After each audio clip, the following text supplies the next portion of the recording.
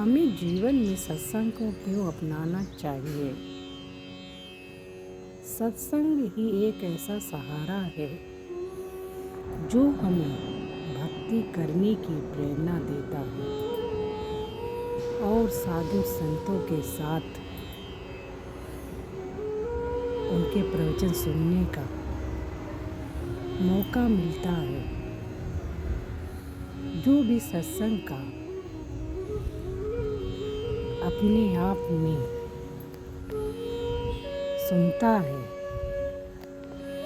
हर रोज सत्संग सुनता है, तो उसके जीवन का कल्याण निश्चित है। क्योंकि कहते हैं सत्संग सत्य का संग, जहाँ सत्य होता है वहीं पर सत्संग होगा। क्योंकि सत्संग ही एक ऐसा मार्ग है जो हमें प्रभु से मिलाने का रास्ता है। बाकी कोई ऐसा उपाय नहीं है। बाकी हम भजन करें, सुमिरन करें, मगर जब तक हम सत्संग में, कहते हैं सत्संग में जब हम गोता लगाते हैं तो भजन में अपने आप ही मन लगने लगता है। कहते हैं प्रभु में मन नहीं लगता, भजन में बैठते हैं मन नहीं लगता। मन क्यों नहीं लगता, उसका भी कारण है। क्योंकि हम भजन सत्संग नहीं सुनते। जब हम, जैसे हम रोज खाना नहीं भूलते, उसी प्रकार सत्संग भी हमारे जीवन की खुराक है। जब हम वो सत्संग सुनते हैं तो सुनने के बाद में अपने आप में ही भक्ति करने की इच्छा होने लगती है धीरे धीरे। क्योंकि यही सहारा है। बहुत से महापुरुष हुए, उन्होंने ज्ञान का प्रचार किया, उस नाम का प्रचार किया कि ज़्यादा से ज़्यादा लोगों को नाम का सुमिरन करने का मौका मिले। वो अपने जीवन में उस नाम को उतार लें, क्योंकि वही हमारे जीवन के साथ निरंतर चलने वाला है। हम अपने गुरु महाराज जी के श्री चरणों में भक्ति कर सकते हैं। भक्ति कब कर सकते हैं? जब हम सत्संग सुनेंगे, और सत्संग जब सुनेंगे तो उसमें हमारा मन लगेगा। जब हमारा मन लगेगा तो हम भजन में बैठेंगे, और जब हम भजन में बैठेंगे तो हमें ऑटोमेटिक प्रभु के दीदार, अंदर दर्शन जरूर होंगे उनके।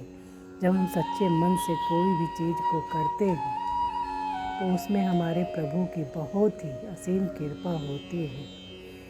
क्योंकि बिना उनके सहारे से जब एक पत्ता भी नहीं हिलता, हम तो एक प्राणी तुच्छ मात्र हैं। बिना उनकी आज्ञा के हम क्या कर सकते हैं। उन्होंने ये जीवन दिया है, उन्हें ही जो करना है वही करेंगे। हम तो मात्र उनके चरणों के धूल हैं। धूल तेरे चरणों के सतगुरु, चंदन और अबीर बने।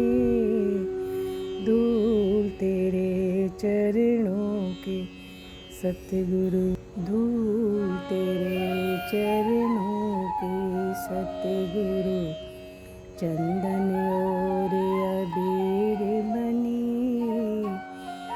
कहते हैं धूल तेरे चरणों की सतगुरु, चंदन और अबीर बनी। जिसने भी लगाया मस्तक पर उस चरण की धूली को, जिसने अपने माथे पे लगाया, उसकी तो तकदीर संवर जाती है, बदल जाती है। चरण धूल से बढ़कर जग में चीज कोई अनमोल नहीं। कहते हैं चरण धूल से बढ़कर जग में चीज कोई अनमोल नहीं। हर वस्तु का मोल है लेकिन इस वस्तु का मोल नहीं।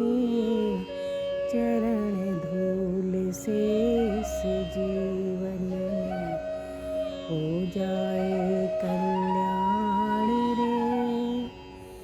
चरण धूल से अहिल्या को तारा जीवन कर डाला।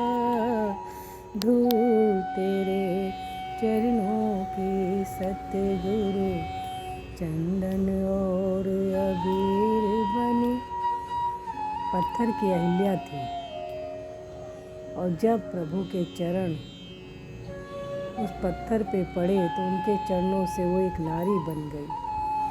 तो चरण का कितना महत्व है हमारे गुरु महाराज जी के श्री चरणों में। धूल तेरे चरणों की सद्गुरु चंदन और अबीर बनी। ये हमारे जीवन का सार है।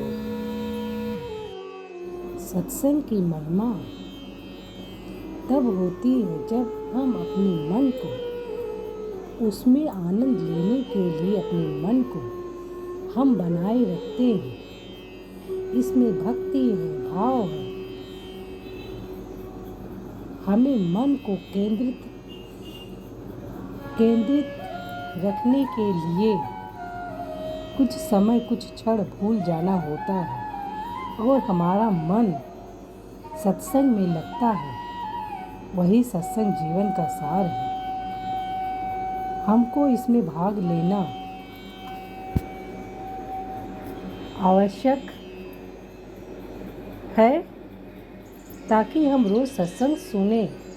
भले ही शुरू में कुछ भी लोग कहें कि ये सत्संग में जा रही, सत्संग सुन रही है, लोग गांव में तरह तरह की बातें, मगर आप किसी की बातों में ना आए, लेकिन धीरे धीरे सत्संग में भाग लें और लेने से हम इसका हिस्सा बनकर अपने जीवन में आनंद पा लेंगे।